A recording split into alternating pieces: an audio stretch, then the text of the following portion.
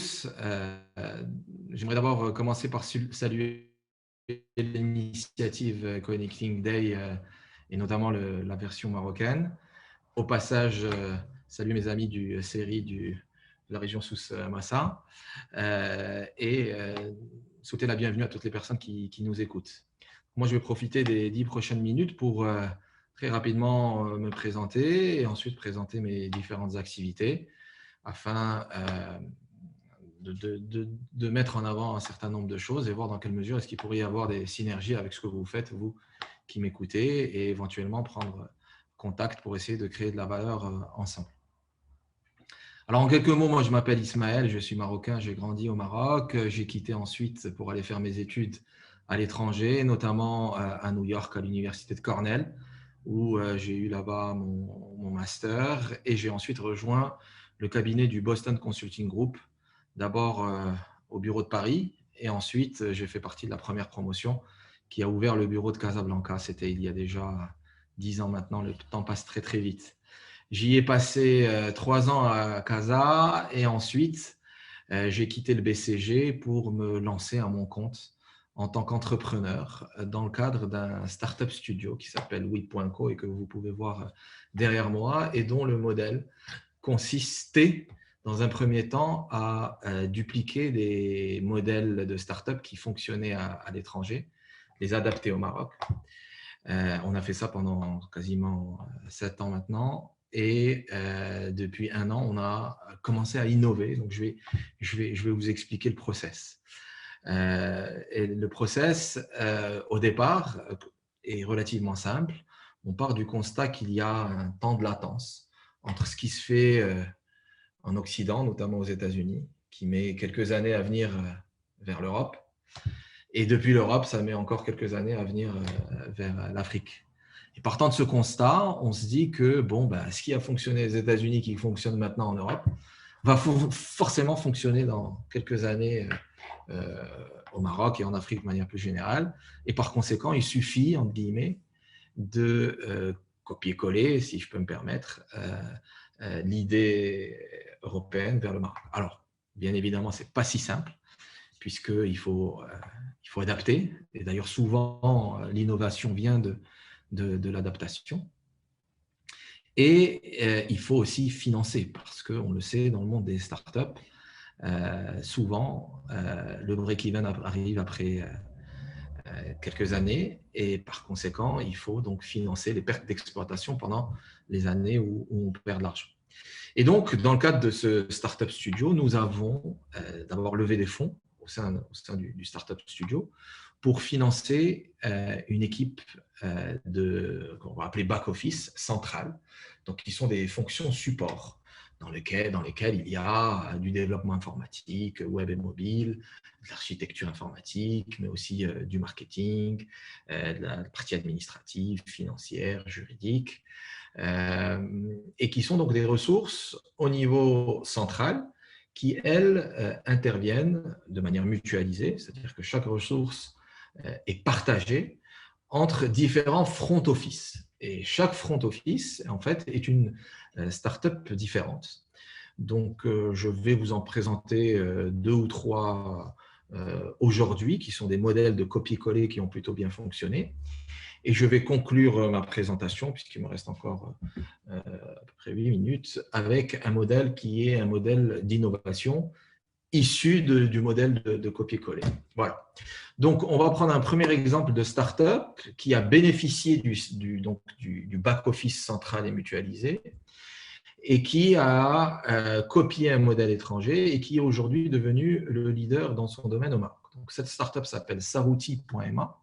C'est en fait le seloger.fr que nous avons, et on l'admet, dont on s'est inspiré avec l'aide d'un partenaire technologique et financier de Dubaï, qui est d'ailleurs le leader des portails immobiliers de la région, qui s'appelle Property Finder, qui est basé donc à Dubaï, mais qui est aussi dans d'autres pays, notamment en Arabie Saoudite, au Liban, au Koweït, dans différents pays de la région, et qui nous a accompagnés sur le Maroc pour devenir donc le leader du domaine au Maroc. Donc, on est parti d'un constat très simple, c'est qu'il y avait énormément de demandes sur la partie immobilière de jeunes qui accédaient donc au logement et qui souhaitaient trouver en un seul endroit l'ensemble des produits disponibles sur le marché et ne pas avoir à prendre leur voiture, aller se balader, rencontrer des intermédiaires et aller frapper aux portes.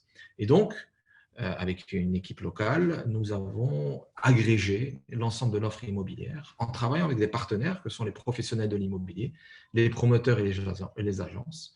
Et nous avons fait cet annuaire de biens immobiliers dans lequel aujourd'hui nous avons plus de 100 000 annonces disponibles à l'achat ou à la location.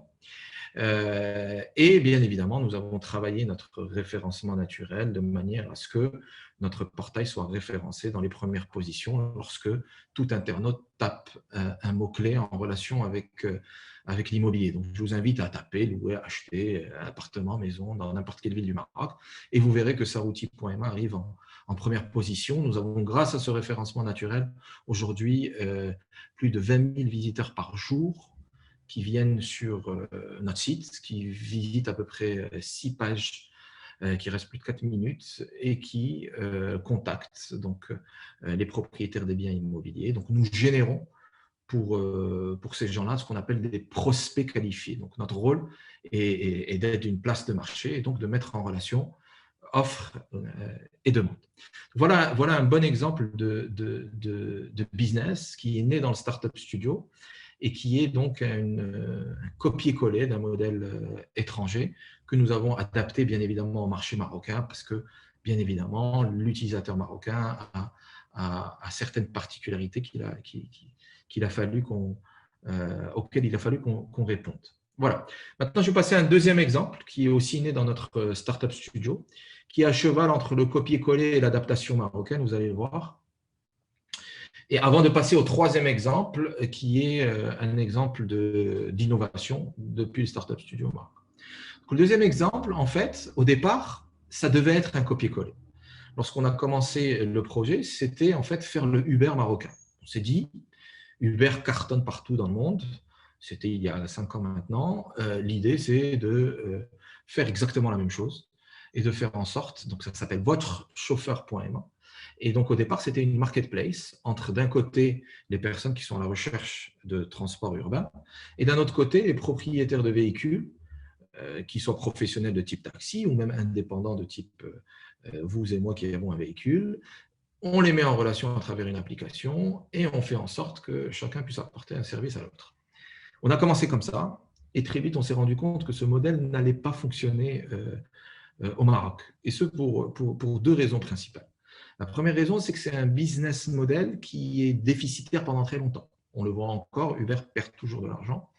Et lorsque une startup n'a pas accès au financement de places de marché de Startup Nations, et c'est le cas au Maroc, aujourd'hui on a du mal à financer des startups parce que l'écosystème de VC et de Business Angel est relativement limité, il est compliqué donc d'aller sur des modèles de cash burn où on perd de l'argent pendant aussi longtemps et on ne trouve, en tout cas on trouve difficilement des partenaires financiers qui souhaitent nous accompagner pendant des pertes aussi longues. Et donc, partant de ce constat, des business à la Uber auront du mal à exister au Maroc s'ils sont faits par des promoteurs marocains. Ils ne peuvent, entre guillemets, exister que s'ils sont financés, que si c'est des boîtes étrangères qui s'installent au Maroc. Et d'ailleurs, c'est le cas de Careem, qui est la filiale de Uber, mais il y a aussi d'autres players comme Hitch qui sont là et qui sont financés à l'étranger. Donc, ça marche que si on est financé à l'étranger. Par contre, si on est un acteur player marocain, on a du mal à aller sur ce modèle. Donc, ça, c'est la première raison pour laquelle on n'est pas allé sur la marketplace. Mais la deuxième raison qui est pour moi la vraie raison, et c'est là où il y a un peu d'adaptation au marché marocain et c'est plus du copier-coller, c'est que sur la partie, on s'est rendu compte qu'en fait, qu'en étant une marketplace, on était dépendant d'un fournisseur. Le marketplace, c'est mise en relation entre offre et demande. La demande, on la trouve, ce sont des gens qui veulent se transporter, mais l'offre, en fait, c'est qui? C'est des gens professionnels qui sont censés apporter une qualité de service. Et on se rend compte qu'au Maroc, quand bien même on essaie de mettre en place des SLA, qu'on essaie de former ces fournisseurs, on se rend compte qu'on a beaucoup de mal à trouver des fournisseurs de qualité qui vont aller répondre à la qualité de service qu'on leur demande. Et donc, on avait commencé par ça. On avait essayé de trouver des fournisseurs. Ces fournisseurs s'engageaient à avoir toujours l'application ouverte, à faire en sorte d'aller chercher les clients en temps et en heure, à être bien habillés, dans de belles voitures, et ainsi de suite. Sauf que la réalité a fait qu'on s'est retrouvé avec des gens qui, au final, ne répondaient jamais à ce service level agreement qu'on avait mis en place. Et donc, nos utilisateurs étaient insatisfaits. Et on le sait, dans le cadre d'une marketplace, lorsque l'utilisateur est insatisfait, il y a du churn, il ne revient pas. Et on se retrouve dans une sorte de cercle vicieux où on perd des utilisateurs, on perd des fournisseurs parce que les fournisseurs, ils ont moins de boulot, et donc le système ne fonctionne pas. Et c'est là qu'on s'est dit, avec mes investisseurs, qu'il était peut-être intéressant d'aller vers une intégration verticale où, en fait, on allait devenir nous-mêmes le fournisseur. Et donc, nous avons financé l'acquisition de 100 véhicules à travers différents modes de financement, donc de l'equity à travers des investisseurs qui vont investir dans le tour de table et de la dette à travers des sociétés de financement qui nous ont accompagnés pour donc acheter ces 100 véhicules. Et nous avons recruté des chauffeurs en interne à qui nous avons donné une formation d'un certain niveau, nous permettant d'apporter un service de qualité, à savoir celui de chauffeurs bien habillés qui vous ouvre la porte, qui vous donne une petite bouteille d'eau, qui vous accueille, qui vous donne un chargeur pour charger votre téléphone, qui vous demande de choisir la musique que vous souhaitez écouter, dans des véhicules qui sont propres de l'intérieur et de l'extérieur. Et c'est comme ça que nous sommes devenus le leader du transport touristique au Maroc, puisque aujourd'hui, nous avons plus de 1000 entreprises clientes et surtout, nous sommes le partenaire exclusif Ground Transportation du groupe Booking, donc le leader mondial du domaine, qui nous sous-traite en marque blanche l'exclusivité de ces transferts aéroports. Donc, si aujourd'hui vous allez sur Booking et que vous prenez une navette aéroport au Maroc, quelle que soit la ville, c'est un votre chauffeur qui va forcément venir vous chercher. Donc, la boîte a bien fonctionné. On a fait plus de 100% de croissance pendant les 5 années de lancement, jusqu'au Covid, bien évidemment, où forcément l'impact de la baisse du tourisme a été ressenti. Et nous avons donc décidé de, alors pas pivoter, parce que pivoter voudrait dire qu'on change de métier, mais nous avons complété notre offre de transport touristique avec une offre supplémentaire, qui est une offre de transport de marchandises, donc de last mile. Et donc, votechauffeur.ma a créé votrecolis.ma, qui est donc une activité de transport de marchandises. Et nous avons déjà de nombreux clients, dont les deux plus connus sont Decathlon, mais aussi Marjane. Donc Marjane étant la première enseigne de grande consommation marocaine, qui a lancé son application d'e-commerce. Si aujourd'hui vous téléchargez l'application de Marjane, et je vous invite à le faire, et que vous commandez un produit sur Marjane, vous allez vous faire livrer votre produit par un camion votrecolis.ma. Et donc, on est très content de la manière dont les choses ont évolué et dont on a pu pivoter. Voilà, il me reste quelques minutes. Je vais en profiter pour parler d'une troisième startup qui est née au sein du Startup Studio et qui est une startup qui, pour le coup, a fait beaucoup d'innovation puisque là encore, là en particulier, on n'a pas copié-collé. On est allé sur de la véritable innovation. Alors, un tout petit élément de contexte.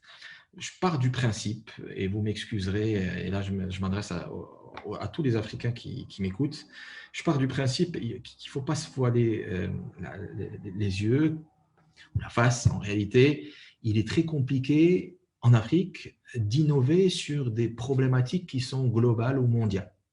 Je m'explique. Si le problème sur lequel vous voulez innover est un problème qui existe dans des pays occidentaux, dites-vous que les entrepreneurs occidentaux vont arriver à régler ce problème mieux que vous ou mieux que nous, pas parce qu'ils sont plus intelligents que nous, ce n'est pas le cas, pas parce qu'ils sont plus visionnaires que nous, ce n'est pas le cas, juste parce qu'ils bénéficient d'un écosystème et d'outils qui sont plus avancés que les nôtres. Soyons honnêtes, nous sommes en Afrique, nous avons malheureusement des outils qui sont un petit peu plus limités que ceux de nos amis, confrères, entrepreneurs occidentaux. Nous n'avons pas le même accès au financement, nous n'avons pas le même accès à certaines technologies, nous n'avons pas le même accès à certaines ressources humaines. Et notre écosystème ne nous permet pas de les concurrencer sur donc, des problèmes à thématique mondiale. Néanmoins, ça ne veut pas dire qu'on n'a pas le droit d'innover.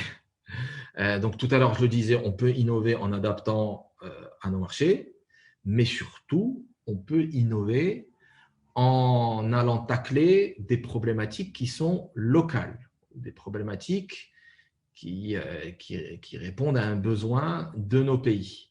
Et c'est exactement ce qu'on a fait en créant Chari.ma, et qui est donc une application mobile pour épicerie.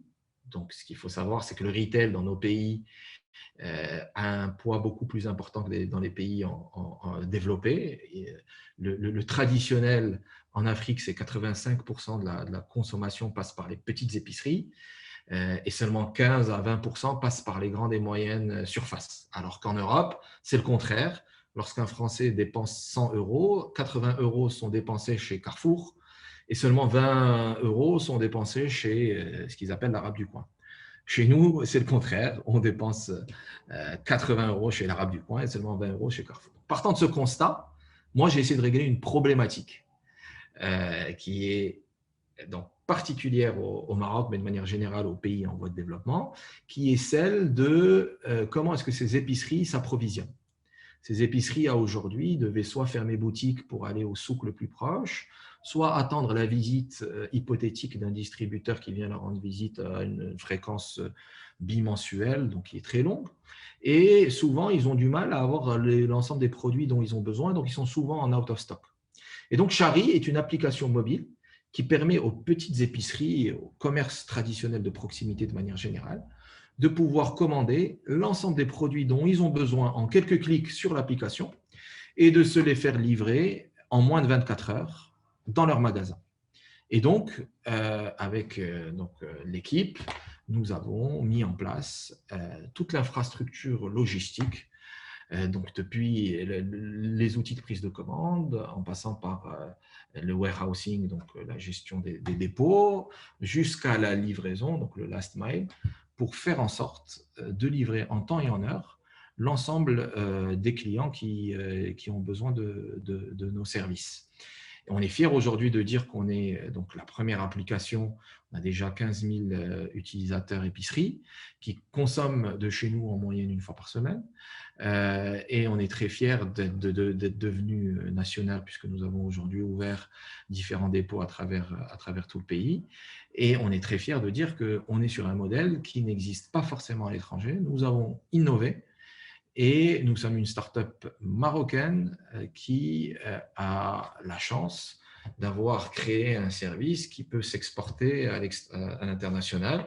Preuve en est qu'on a lancé la Tunisie comme nouveau marché ce mois-ci et que nous avons comme ambition de dupliquer notre modèle sur différents pays africains francophones. Et donc, j'invite toute personne qui nous écoute à jeter un coup d'œil à chari.ma, chari.ma, essayer de comprendre comment ça fonctionne et voir dans quelle mesure est-ce que le modèle est duplicable dans le pays où il est, surtout si c'est un pays africain francophone, et prendre contact avec moi pour discuter de la manière dont on peut faire des choses ensemble. Voilà, je pense que mon temps est écoulé. J'espère que ce que je vous ai raconté vous a plu et je vous dis à très bientôt.